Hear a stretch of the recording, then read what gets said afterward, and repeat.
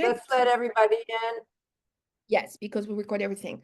Okay, alors, it is 10 o'clock Central and 5 p.m. in France. I want to welcome everybody to ATFrenchies Club. Here we go. Great Saturday. Today is a special day, my friends, and I'm so glad to see so many people on. Adrian is here. I see Tom and Alex also here. Uh, Tom and Alex, we have 60 members right now, merged from Amazing. both communities. This is amazing. We see people from all over the place. Today, we have a special guest in our workshops. Usually on Saturday, we have beginner intermediate masterclass, but today we have a special guest. We have Adrian Leeds. I'm going to introduce her later, but I see Tom and Alex. I know you guys are busy, so I want to open the floor and let you, Tom and Alex, welcome today all the members. Thank you. Thank you. Merci tout le monde d'être venu. Thanks everyone for coming. Adrian, I know you're super busy. I know, Avid, obviously, with everything you're doing on the side. I really appreciate you taking the time on a Saturday evening to join us here at the French Club. No, thank you for asking me. It's really a pleasure. It's my favorite subject.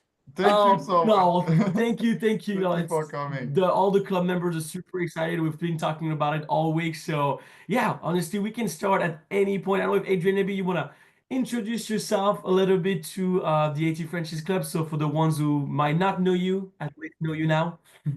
Well, I have actually a little bio for Adrian because Okay. plates I like are that, Gigi. Okay. really great. So Adrienne was born and raised in Louisiana. She attended the Fashion Institute of Technology in New York City, spent some time in Israel, also started her career in Tennessee and then California, and then the magic number. In 94, she moved to Paris with her family for a one-year sabbatical, and she never left. Yes, this is true. That's amazing. So Adrian, it has been 30 years. Your company, Adrian Leeds Group, is a licensed real estate agency and offering complete property consultation services, primarily for North Americans who want to live and invest in France. And Adrian really much considered the premier property expert in France for the North American community. And of course, we know Adrian from the HGTV show House Hunters International. You have filmed more than 50 episodes, Adrian. As a matter of fact, I'm about to film my 58th episode in a couple of weeks. Thank you. And our 57th is going to air on Tuesday night.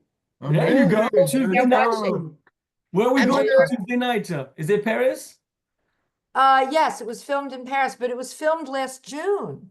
So it was quite a nice surprise to get the email today saying it was going to be airing this coming week. Right before the Olympics. Yeah. Oh, yeah. Can't wait to see that one. Must have been fun.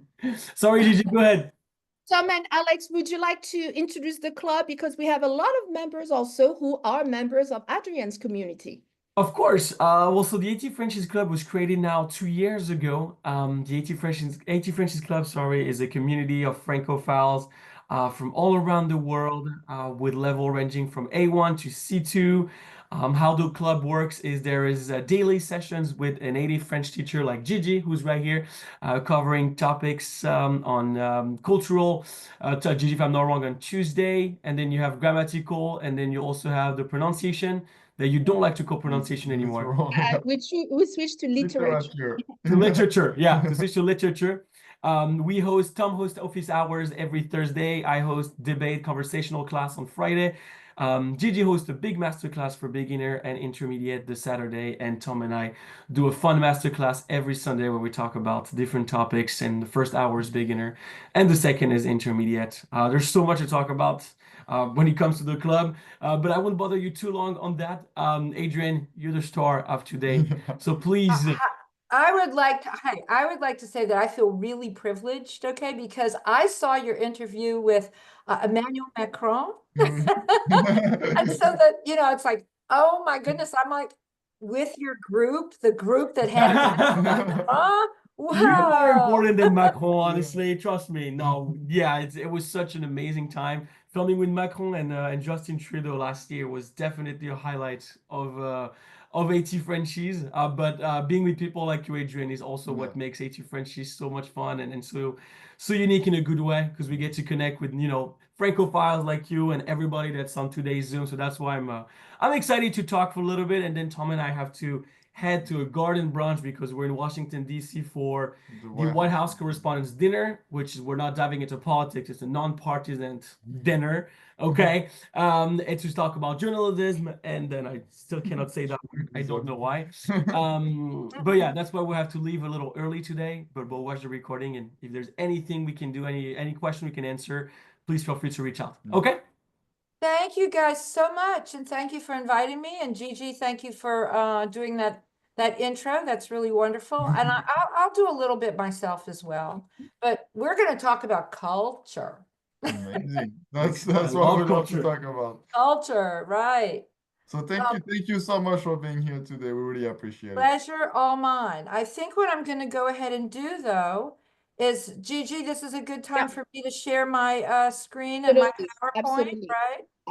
Yes. Okay, so Go ahead, Adrian. go ahead and do that. Hang on one sec while I figure out how all this works. No, that's not it. That's not it. Here we go. That's it. Yay. Okay, let me put this away so I can see it. This is a presentation that I have done a few different times, but not many. And I've reorganized it, especially for this particular presentation with ATFrenchies. And I really am privileged to be here. I just want to tell you a little bit about us, first and foremost. If I can figure out how to work my screen. There we go. There we go. We are property consultants. We think of ourselves as French property, the American way. We are a licensed real estate agency in France, and we offer quite a wide variety of services, everything from soup to nuts. We do property consultation. We search for properties, whether for rental or for purchase. We can do sales and listings. We can assist someone in purchasing or selling a property, which is slightly different than a search or a listing. We can do appraisals. We have resources of all sorts, including financing, and we have resources for renovation and decoration. So we're sort of your all-round go-to agency in France. And the reason that we exist, and I'm not going to get into much detail on that, but the main reason that we exist is because there's no multiple listing service in France. And because there's no multiple listing service, it's almost impossible you can't go to one agency and find all properties. You really need someone who's going to not only help you find the properties, but protect you, because the listing agents only protect the seller, not the buyer. And we can certainly talk about that in the Q&A. I am not here to talk about real estate today. I am here to talk about crossing the cultural divide. You know, as Gigi said in the beginning, I came on a one-year sabbatical and never left. That was more than 30 years ago, and I know a lot of people that happens to. I'm certainly not the only one. And I came on a visitor visa.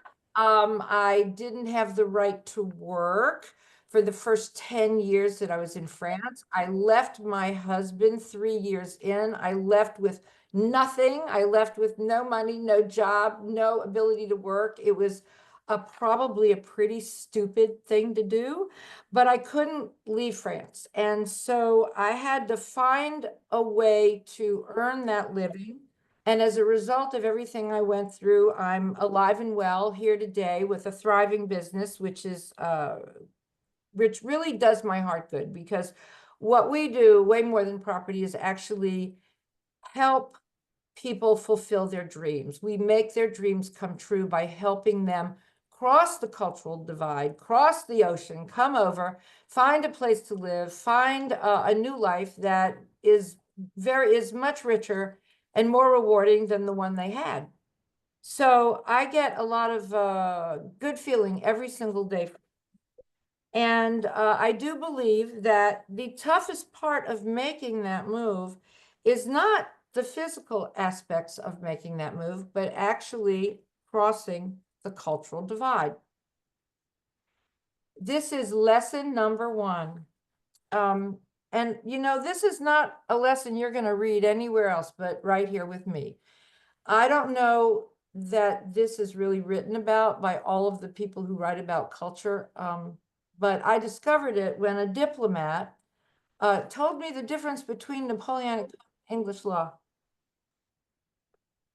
What I learned is that with Napoleonic Code, everything which is not allowed is forbidden. And with English law, everything which is not forbidden is allowed. So what does that mean? That means that in the US that has English law, you know what you can't do. You can't steal, you can't kill, you can't do this, you can't do that. But everything else is possible. And that's a very open-minded way of looking at life and law, and very outside of the box thinking. But with Napoleonic Code, you have to follow the rules, and everything outside of that is forbidden. So, you know, that's very in the box thinking. And when I learned this, it was like a light bulb going off in my head, and I understood that every cultural clash I'd ever come across had to do with this fundamental difference between us, that we are just night and day. And I sort of equate it to being put in a straitjacket and then being asked to perform somersaults. I'll give you a couple of examples. Children are given a line drawing to color in. And in America, you can do anything you want. You can totally color outside the lines. And the more creative, the better. We think that's just fabulous artistic behavior. But in France, if you don't color within the lines, you will get a bad grade for that. You are taught to absolutely follow the rules. I'm going to tell you one small story that really did happen to me. In the US, my daughter's teacher said, when she was very little, she said, I want you to just write, have fun, be creative. Don't worry about grammar or spelling or punctuation or any of those things.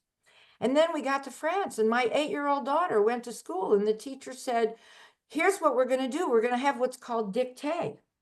I'm going to recite a sentence, and you're going to write it down exactly the way it should be written, with all of the punctuation and spelling to be perfect. And I swear I did this. I raised my hand in a parent-teacher meeting, and I said, excuse me, but how does that benefit my child?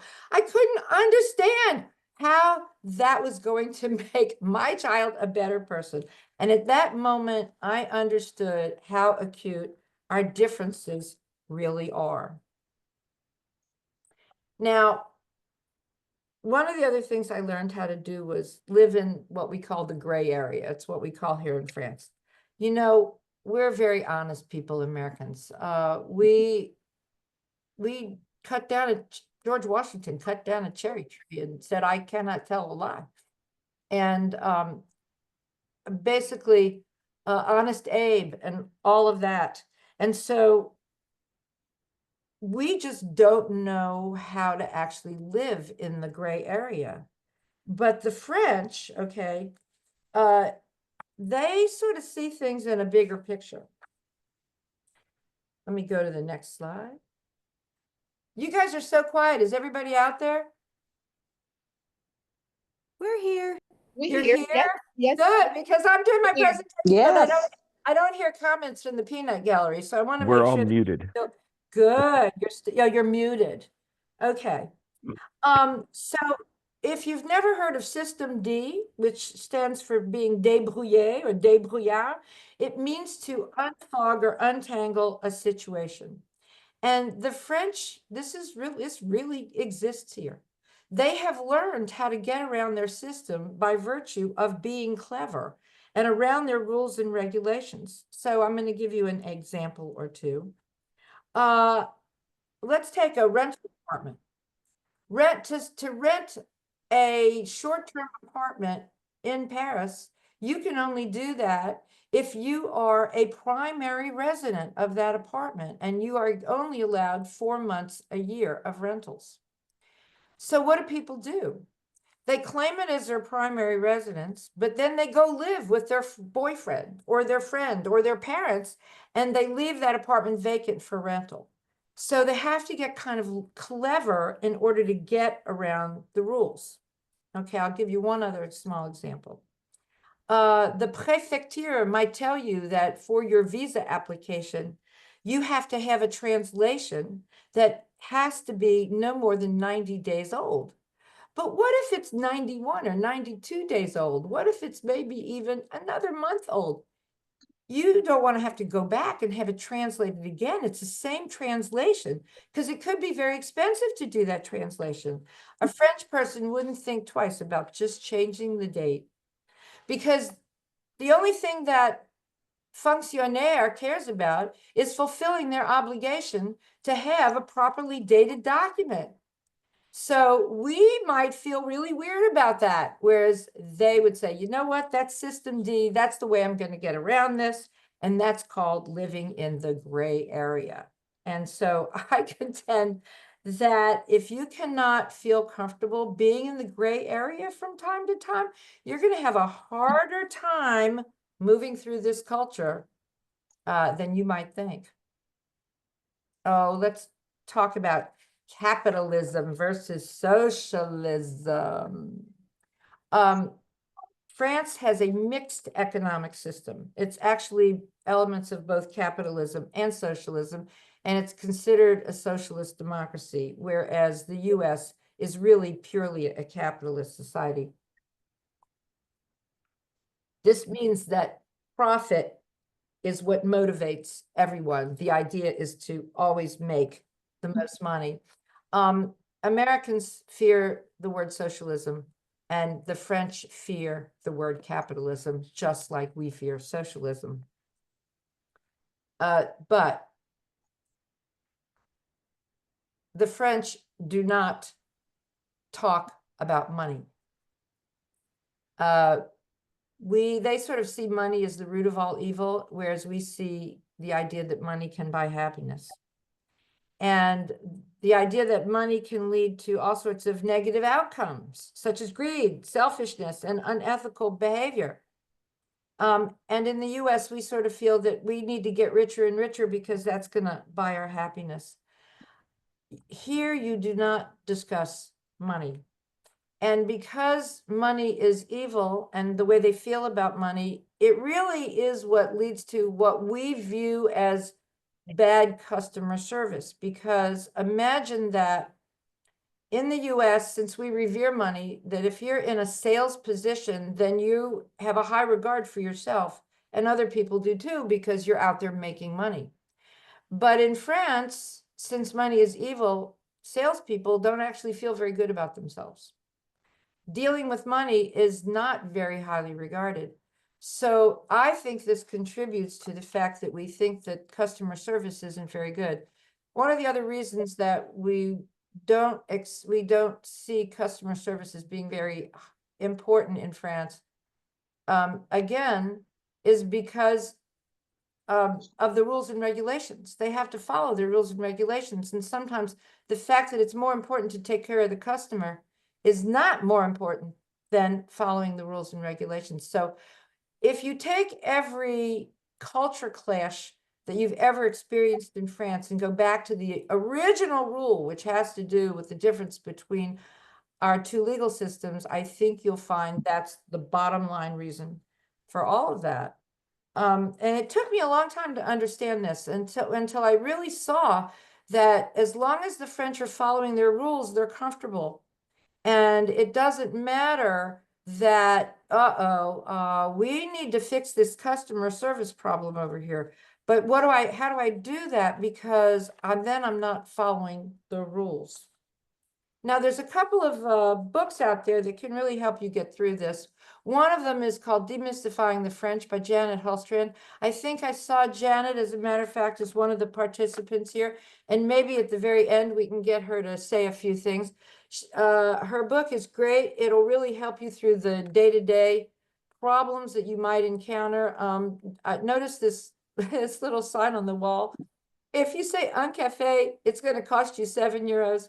If you say un café s'il vous plaît, it'll cost you a little less. But if you say bonjour, un café s'il vous plaît, it'll cost you almost nothing. The reason for that, okay, has to do with The Bonjour Effect, which is another book I recommend. It's a book by Jean-Benoit Nadeau and Julie Barlow. And they are a couple of French people. They're Quebecois. They've written several really interesting books. This one focuses on how language and culture are related.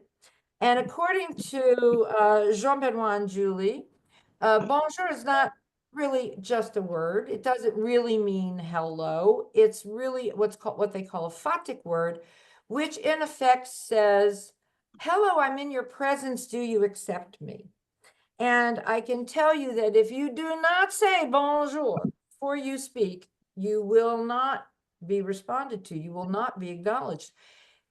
I can't tell you how many times I've gone to the BHV department store in Paris, and I would just automatically say, excusez-moi, or excusez-moi de vous déranger, without saying bonjour. And the salesperson will stop. Usually, I don't know if you can see me, cross their arms and say, bonjour, madame, and they will reprimand me for not having said bonjour first. So I can tell you that you have to always say bonjour. Always, always, always, always burn this into your brain. Another small hint on being treated really well is when you go into a cafe, of course, you're going to say bonjour first, but don't just take a table. Don't just take a seat anywhere. Make sure that you say bonjour, monsieur, bonjour, madame. May I have this table over here? And as long as you do that and you show that you respect them and this is their home, then you will be treated very, very well. Now, another interesting factor that happens here in France is that their organizational charts differ from ours.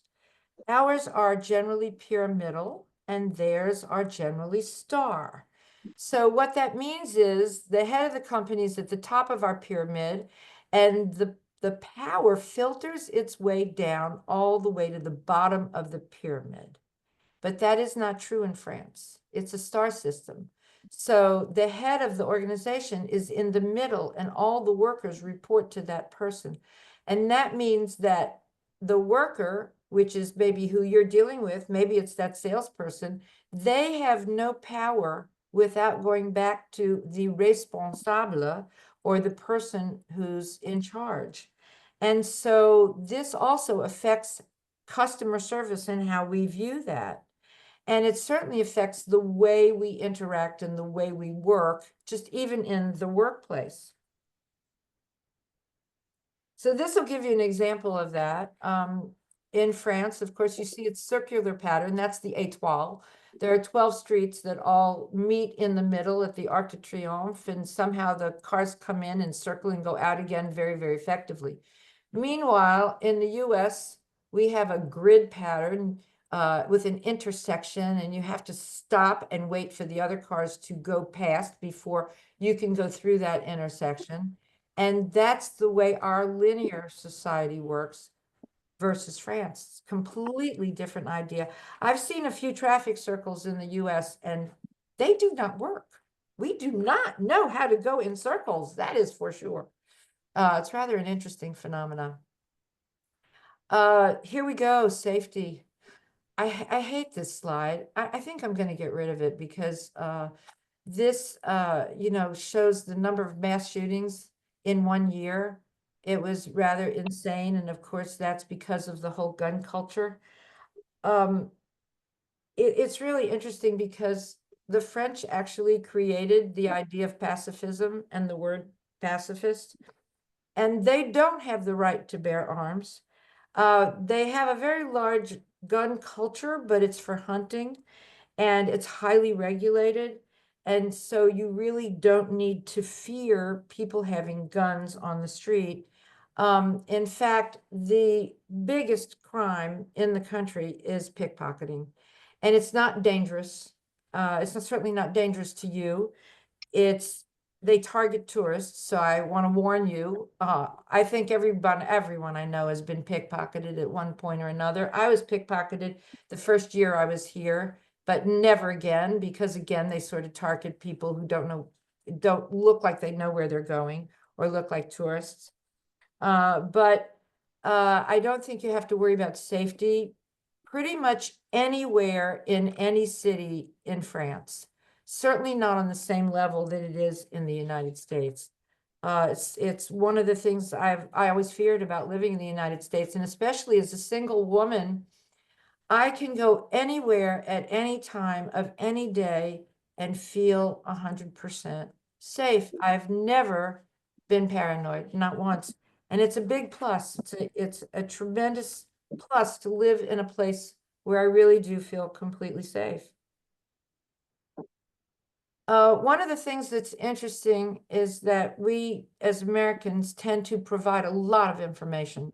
We sort of presuppose what questions someone might ask and be ready to answer them even before they've asked them, which is the complete opposite here. If you don't ask the right question, you aren't going to get the right answer. And I use this slide to show a pharmacist because I was in Nice and I needed to have a prescription filled, and the prescription was there was a rupture de stock, meaning they were out of it. And I went to 6 different pharmacies asking for the same prescription until I realized, wait a minute, I'm in France and I have not asked the right question. When I got to the sixth pharmacy, I asked the pharmacist, I said, so if you don't have it, where do you think I can find it? And she said, oh, let me look. And she got on her computer and found that there was another pharmacy on the other side of town that had it. And she asked them to hold it for me, and I would go pick it up a few days later. And lo and behold, I got my prescription. But until I remembered this simple rule that you don't get the answer unless you ask the right question, you know, you just I've been here 30 years, but there are times I just am still not crossing the cultural divide correctly. Smiling, we smile, we smile, we smile all the time. We smile so much that those smiles are embedded in our faces. Our facial lines are always up. The French do not have the same smiley culture, and they sort of think that we just look silly since we're smiling for no reason at all. But I don't want anybody to stop smiling, okay? It's okay if they think you're Americans. I don't have any problem with it. Obviously, I'm very smiley. I don't apologize for it. But also there's another reason for our faces being this way. And that is that French, and I know Gigi can attest to this, English is more, we speak more with our going back, with our smiles up, whereas French is spoken more with our mouths forward. And I think that's actually part of it. And it's interesting, if you look at the facial lines, you can pretty much tell who's French and who's American just by the lines in their faces. I love this cartoon. This really cracks me up because you can see that we have many faces, whereas the French tend to have pretty much one look, except for getting rid of all of us, which is just a joke. That's all it is. Don't worry about it. Another really interesting aspect, though, to negativity, smiling and negativity versus positivity, is that we tend to see the glass as half full and they tend to see it as half empty. And this, again, I believe all this goes back to the difference in our legal systems. But when you listen to language, whereas we might say, oh, that's great, the French will say, pas mal. And we might say, is that right? And they would say, n'est-ce pas? And if you make a phone call and you get a receptionist, in English, they're going to tell you to hold on. But in France, they're going to say, ne quittez pas. And so you can see how we tend to see things in a positive way rather than the negative way that they see things. And if you watch films, if you see American films with French subtitles, I think you'll see the difference. And it's also the other way around. If you see an American film with French subtitles, it's really interesting how they will see the same thing from a completely different point of view. This is another interesting aspect. For me anyway, I found it fascinating that in the US, your class level is determined by your income. And in the UK, your class level is determined by your birthright. And in France, the class level is determined by your level of education. Your level of education is probably the single most important thing. And a lot more than, money isn't going to buy you respect, not in France. But if you really want respect, you're going to tell them what schools you attended or how many classes you took or how much knowledge you have about something. So it really changes the way people perceive you. Space, personal space. One of the things we as Americans notice is that when we're walking down the street and you've got someone coming towards you, they will not move out of the way for you. You really have to move out of the way for them. That is their space and they're not wavering. But their bubble is much smaller than ours. We need a lot more space around us, and they need very little space. In fact, there are some figures to this. The typical conversation distance for an American is 2 to 4 feet apart. And for the French, the distance is 1 to 2 feet apart.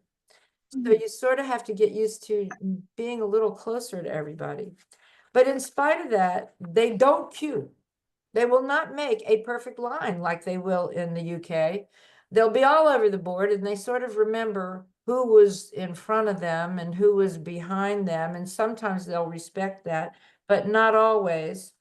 In fact, kind of breaking line is one of those System D things that they can be really proud of, how they wormed their way to the front.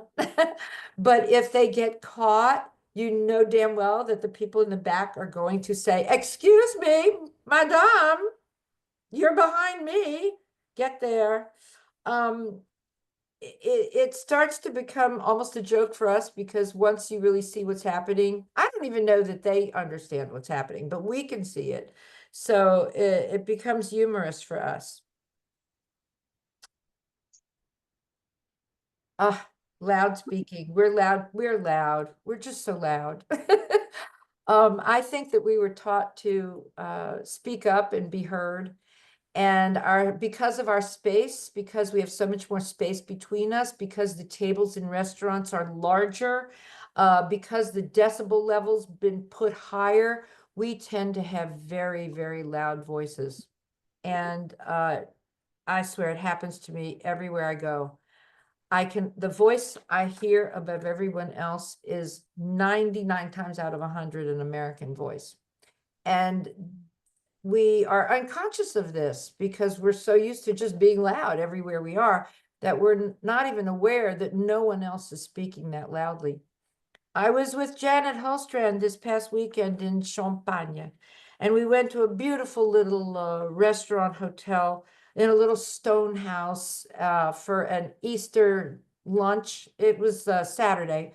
And we were alone sitting at a table next to the window, but next to us was a table of 20 people, a family of 20 people. The kids were on one end, the elderly were on the other end, the middle-aged were in the middle, and we could not hear anything they said. They were so well behaved. The kids weren't running around. No one was getting up and doing things. They were whispering among themselves. And we literally could not hear anything they said. And the two of us were just sort of laughing. Oh my God, if that family had been Americans, The kids would have been running around. The parents would have been sitting at the table screaming at them. It would have been a complete free-for-all. But in France, they were perfectly well behaved.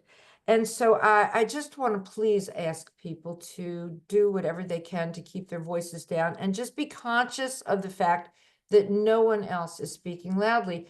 You see it even more so in museums, where you will hear nothing. You'll hear no one talking about the art. They are talking about the art, but they're doing it very, very discreetly. And we are famous for our loud voices. Americans working in the French system is definitely going to see some collisions. And a lot of that has to do with the fact that they're taught to follow the rules and we're not, because it's really interesting. The French, you will hear a phrase, le problème c'est que. The problem is, okay, and you'll hear them say it a million times without having a solution. And that's because they were not really taught to find those solutions. They were taught to learn as much as they can learn and follow the rules and take in all that information and then just regurgitate it back. Whereas we will come up with zillions of solutions, maybe none of which will make any sense, but we're free to express ourselves. And so you will see that collision happen in the workplace for sure. We tend to, work long hours and just want to get the job done. And the French are going to follow the rules and they're going to quit at quitting time, period. Not beyond that. There's something called the right to disconnect, and there is no requirement for employees to answer emails after hours at all. So employees can ignore all sorts of work communications, whereas we would never think of doing that, I don't think. I mean, we know that we get emails all weekend long from people who are, wanting to move to France.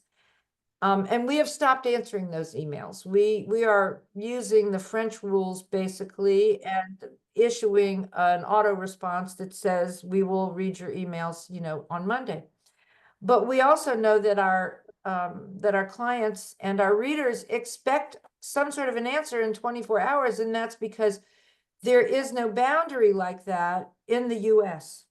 And quite honestly, it's really a benefit because it means that weekends, nights, and vacation periods and holidays are really respected. And that's one of the big benefits to all this rule following, I will say.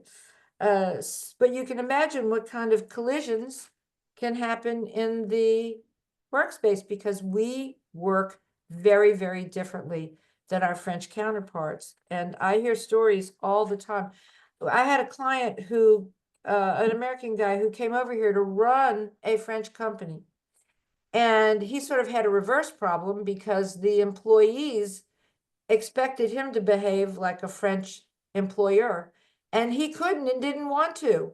And they had to go through a really interesting transitional period to loosen up and ask questions and call him by his first name.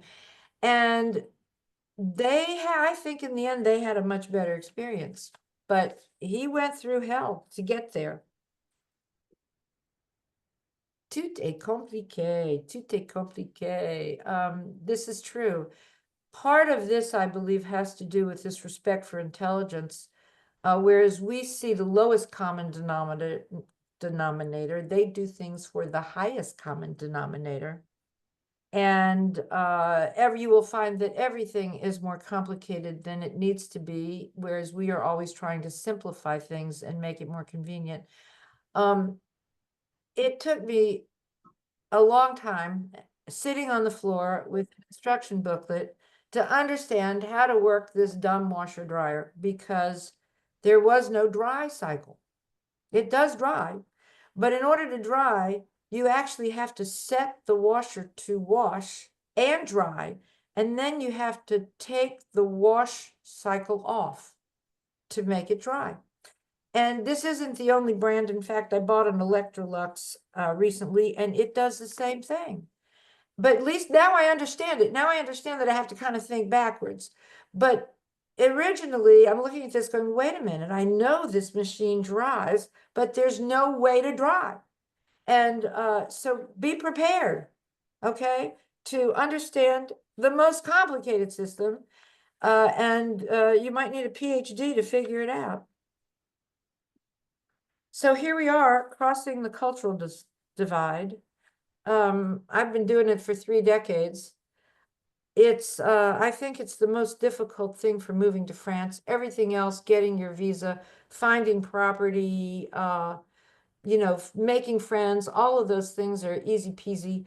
But really understanding the French and how they think and how you're going to fit into it, I think is the most difficult thing there is to do.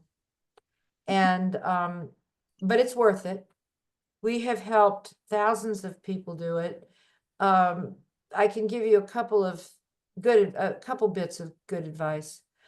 I think, first of all, you should always get professional advice. Don't try to do this yourself because you're going to waste a lot of time and money doing that. It's with us, it starts with a consultation, and we have the resources that you would need for all the different professionals. Secondly, don't let fear get in the way of your dreams. Fear is only the thoughts in your head of what you think the future will bring, but it's illusory. It never exists. It will never happen. It's only in your head. So put it on the shelf and forget it, okay? Just see it as an adventure. And the other thing I'd like to advise you to do is to replace the word expectations with hopes so that you will never be disappointed, because one of our tough jobs is to manage your expectations. Things will not be the way they are in the US. They will be different thanks to all these cultural differences, but it's all doable and it all works. And we've got all these thousands of really happy people. And this is who we are. You can subscribe to our weekly Nouvelles Lettres. I write 3 newsletters a week. We call them Nouvelles Lettres. It's a French word that we invented. You can see us on House Hunters International. We have a monthly coffee gathering, which is every month in Paris and every other month in Nice, that we call Après-midi. We always have a speaker. They're always fun, and it's a great way of meeting people. We do lots of webinars, such as this one, which is being recorded and which we will post on our YouTube channel. And you can always book a personal or group consultation with me and with one of our staff members, Patty Sadowskis, who I believe is online with us today too. And that's how you get started, and that's how you make it happen. So with that, I'm going to unstop sharing, okay? And now we can open this up for a Q&A. Are we ready for that, Gigi? Yep, we're ready. Thank you so much, Adrian. I learned myself a lot of things. It's very enlightening to have your perspective coming from an American side who's been living in the country for 30 years. So it's almost a reverse effect for me because I'm the opposite. I lived 20 years in the country and now I live in the US. So it's always nice to have also a fresh perspective. And I agree with a lot of things. And it was very enlightening when you explained the bonjour effect, the fact that it's the bonjour that is more, I am in your presence. I am here and let's connect together. So I agree. Greetings. You think that's true, don't you? Yes, I think also French is a very it's a society that is based on hiérarchie. I have a hard time to say that word in English. Hierarchy. C'est très difficile pour moi de dire ce mot-là. Hiérarchie, c'est à cause du H. And it's about rule following. So I agree about the framework, and you need to kind of color within the lines. And the dictée is really big. Me growing up in France, I had nightmares about that as a student because dictée, it's a really big deal. Can you imagine I actually did that? I actually held up my hand and said, how is this going to benefit my child? They must have thought I was nuts. But now I have to say that I'm very particular about writing, and growing up, it will help you. I think there's a lot of critical thinking and analytical skills that has to do with writing as well. So let's open the floor. Let's open the Q&A, whether you have questions, comments, how you want to react to Adrian's presentation. So I'm going through the questions. Julie is asking about the recording. We are going to post it on the ATFrenchies Club, and also Adrian on my YouTube channel. for the YouTube, so it will be available on both communities, of course. June is saying that she has attended some of your après-midi, June, right? You want to share a little bit about your experience, June? Oui, merci. Bonsoir, Adrian. Yes, the après-midi is a wonderful experience, and I attended when the American lady who has the book My Part-Time French Oh, Life. Lisa Anselmo. Yes, Lisa. Yeah. Lisa, And then another speaker who was talking about storytelling. That was quite a few years ago. That was really interesting. Yeah. So it's a wonderful community in a very local kind of a cafe. Do you know we've been doing this literally since 2003? I've held après-midi in the same cafe since 2003. Oh, that's beautiful. I know, it's amazing. Congratulations. Thank you. Yeah, thank you. I'm glad you enjoyed it, and thank you for coming.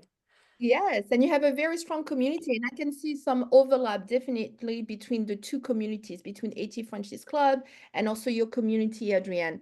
Lisbeth wants to know, how did you learn French? How did you learn the language, Adrienne? Oh, that's really a good story, actually. Um, before coming, I had it in my head that I was gonna come and take very intensive course and be fluent in 3 months, which of course is ridiculous. It's just not gonna happen. When I got to Paris, I realized I certainly didn't want to spend all my time sitting in a classroom. And I'm just not that person. I'm just not the person who can have patience sitting in a classroom listening to other people. So believe it or not, I ended up creating a French-English conversation group that's called Parley Parlor.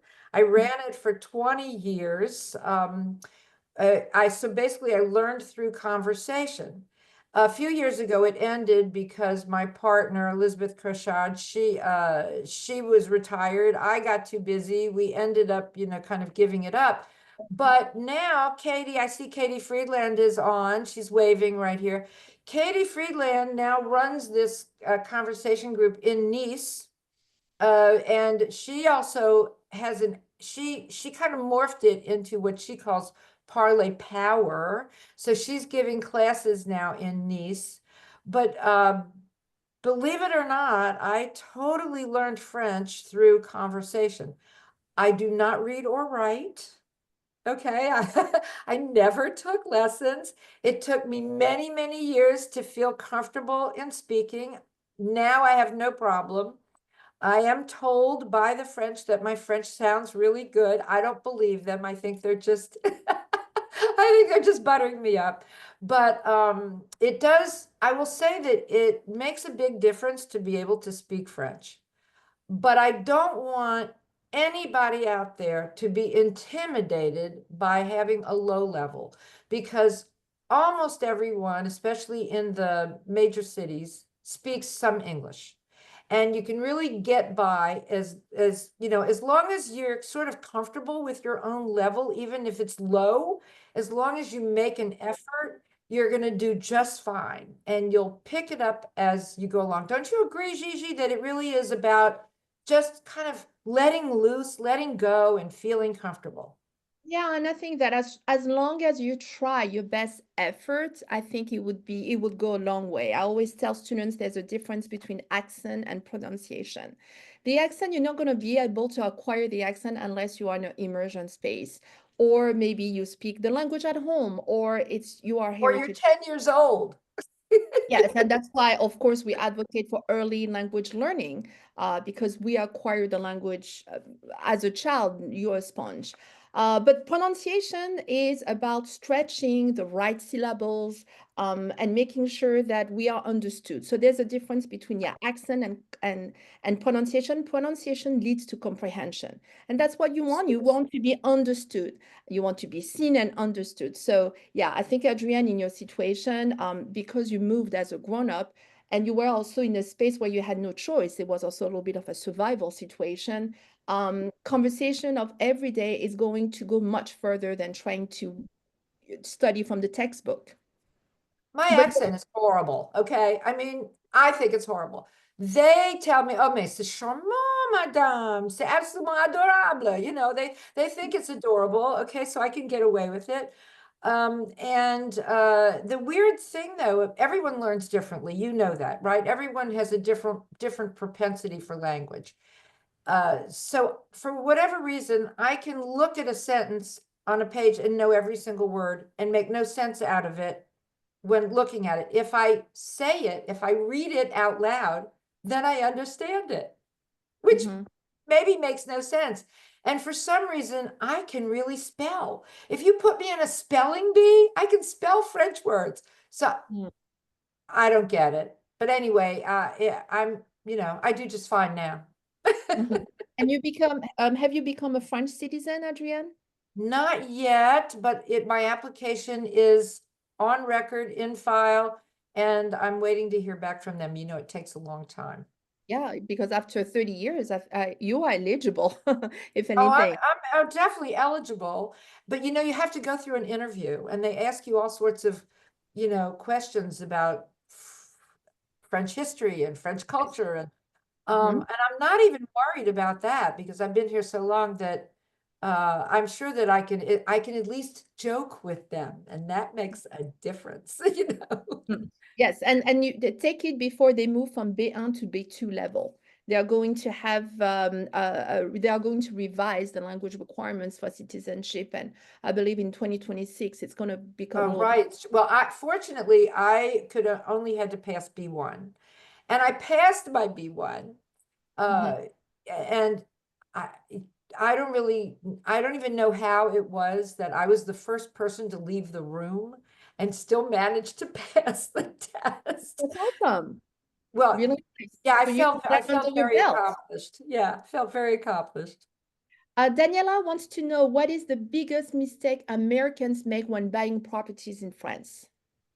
Not having someone help them do it. No question about it.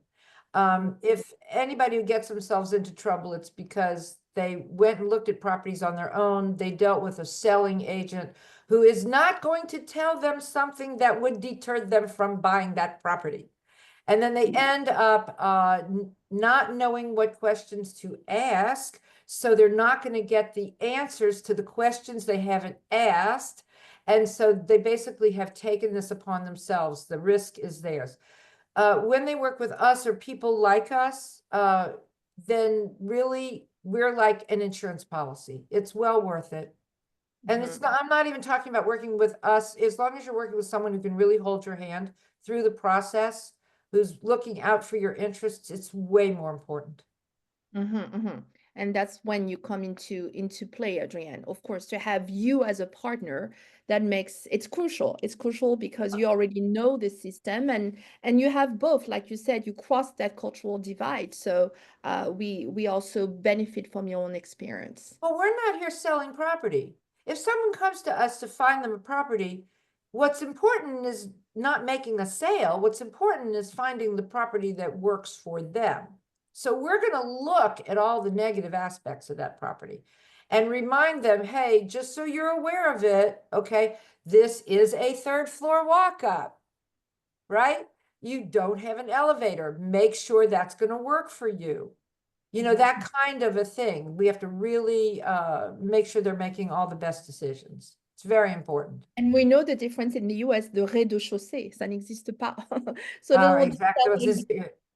Now, okay, that being said, I own 2 apartments that are both without elevators. They are both on the 3rd floor. One of them has 70 steps. And I have come to love those steps because they keep me in really good condition.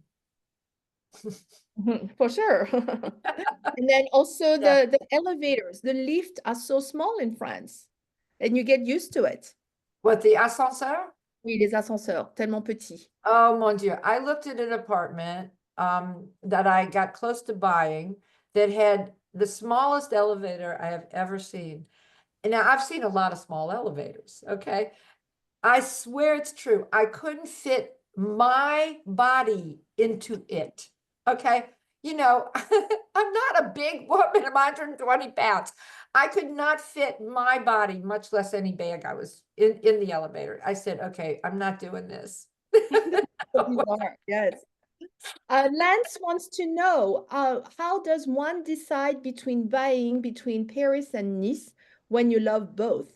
Paris being center of the universe, but I would not want to be there in the summer. So how do you make that decision What when a you good question that is. I get this question just about every day. Okay. But I have a scheme for having both. You don't necessarily have to choose between one or the other. So there are ways to make it happen. But I do help people make that choice. And I think that it depends on who they are and what they want out of life and how they see their lifestyle. Because they are two very, very, very different cities.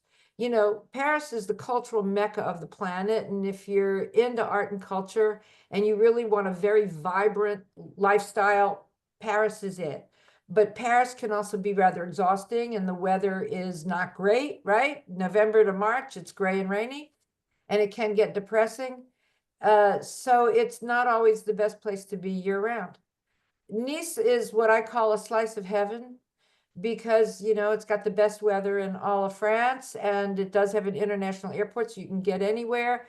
It's very walkable. It's everything about it is easy and pleasant. You've got a Mediterranean diet there, which is good.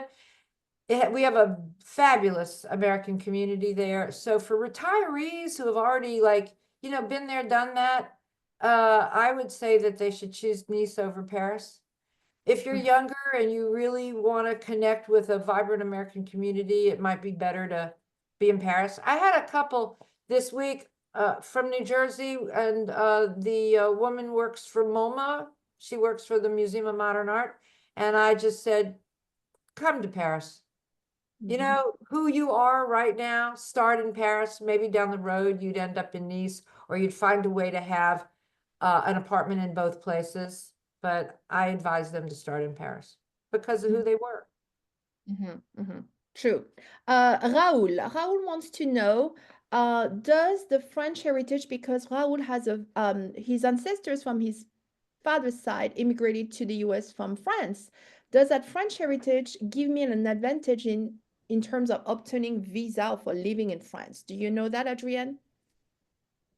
Oh, no, I'm not exactly sure. It just depends on if they have lineage in France, then they should have a very easy time getting either visa or citizenship. Raoul, does your But family live in France? Do you know that? Have you traced back your family heritage?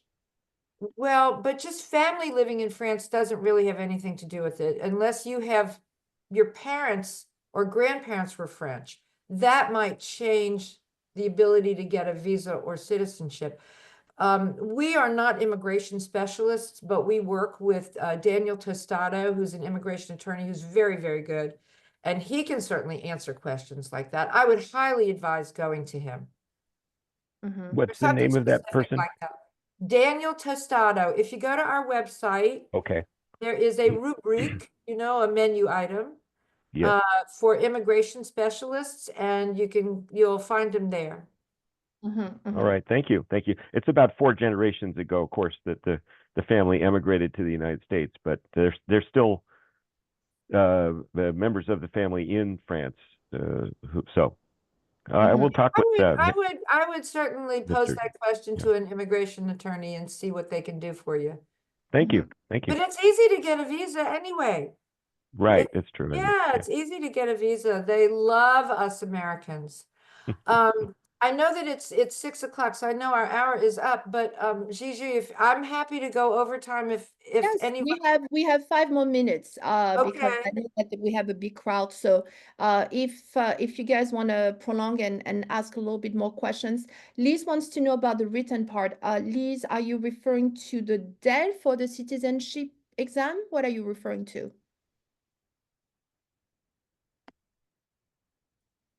Where is she? So sorry. Yes, for the citizenship, if they have a written part of. You mean the French test?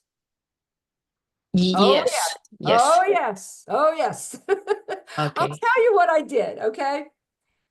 I knew that there was no way I could cram French, okay, into a short amount of time in order to pass the exam. And I was really nervous about this exam. I had such terrible sleepless nights over it. It was crazy. But I found a gentleman came to me, an American guy, who teaches how to take these tests. That was his gig, how to take the test. And believe it or not, they really want you to pass the test. So they have online a sort of a tutorial. They have a tutorial. Mhm. Okay, so with the tutorial, he basically taught me how to approach each section of the test. And the one section that was the most difficult for me was where you read like an article, like a news article, and then they ask you questions which were multiple choice to answer, okay, what that article said. Now, American journalism is very clear. It's who, what, why, when, where. We spell out the facts, just the facts, ma'am. It's easy. But French journalism is very different. They hide a lot of the main information within the context. So it's not always very clear. And even he could not answer the questions correctly because of it, just because of our style is so different. So I was like, oh my God, I'm going to fail this section. There is no way I'm going to get these right. So he taught me how to look at the clues, how to answer based on the clues, and how not to get hung up on it so that I didn't waste time in that section. So I'm pretty certain that that's the area that I did the worst in, but everything else I passed well. Oh, that's very good. Anyway, bottom line to this was what I studied was how to take the test rather than the French. Mhm. That's I true. thought it worked really format- well. all the French exam, whether you're taking the French AP in high school, the TCF, the DELF, the DAL for the citizenship, yes, it's very well structured. Usually it's administered by also the French government, so it's easy to know the structure, and that's why in the club, that's what we will prepare you for too. But they do the tutorial. They offer the tutorial. They want you to pass. So all that fear I had was for naught. Yeah, like you said, it's in your head. Exactly. It was totally in my head. Alors, Carissa wants to know, what are the biggest mistakes people make when renting in France? When renting? Yes, renting. That's right, Carissa. Yeah, renting. Mistakes they make when renting. You know, Katie, Patty and Katie, my team are here. What do you think are the biggest mistakes in renting? One mistake is having the expectation that when you rent a property, it is going to be beautifully repainted, cleaned, ready for you to go. It's really important to realize whether we're talking furnished or unfurnished. We do what we call an état de lieu. So we do a walkthrough, and during that, all of the marks and scrapes and chipped paint here and there, well, they're documented. They're not changed, but they're documented. So So bottom line is expectations. very Again, much so. bottom line is Probably the biggest thing. expectations. Yep. Right. Exactly. See? That's the foundation of it. Exactly. Thank you very much. So do an état des lieux ahead of time, just like to make sure that, yeah, everything is as, if there's trouble or anything, you have kind of an update of Well, you do the same thing when you buy a property. It's called, we call it a walkthrough. Basically, before you buy the property, because you buy as is, it is whatever is there is what you get. So you have to accept it for what it is. You can't ask the landlord to fix anything. Yes, yeah, that's right. Right. Every month at the ATFrenchies Club, we welcome a guest speaker. So this month is Adrian. And fast forward, I see Janet. Janet also, I just want to have a little plug because Janet will be our next guest speaker in July. So Adrian, thank you for the recommendation because I just got your book, Janet. So I'm just gonna read it. Janet's book Get is ready. great. And then it's perfect. I think your the theme about how to demystify the French is an extension of Adrian's presentation. So we look forward to that, Janet. Thank you for being here today. I just want to close our webinar today because at the club, we do have another class following the first hour, intermediate class. So I'm going to ask the club members to stay with me. Unless we have other questions, Adrian, thank you so much. I will let you go and you never go. This is recorded, so I will share with you, Adrian, the link to post it on your YouTube. Fabulous. Thank you very much. You know how to contact us. It was wonderful to have both communities linked and connected. There's a lot of overlap. Thank you, Adrienne. Thank you so much. Thank you all very, very much. It was really fun, and I hope this was helpful. Absolutely. I've learned a lot myself. So please, club members from ATFrenchies stays with me for the second hour. We have intermediate. So you're always welcome, Adrienne, to stay with us for the intermediate class. Otherwise, I will see you soon, Adrienne. Thank you. Okay, Thank you. Bye, everybody. Have Bye, a great thank you. day. Thank you so much. Ciao. Super. Alors, I'm going to stop the recording.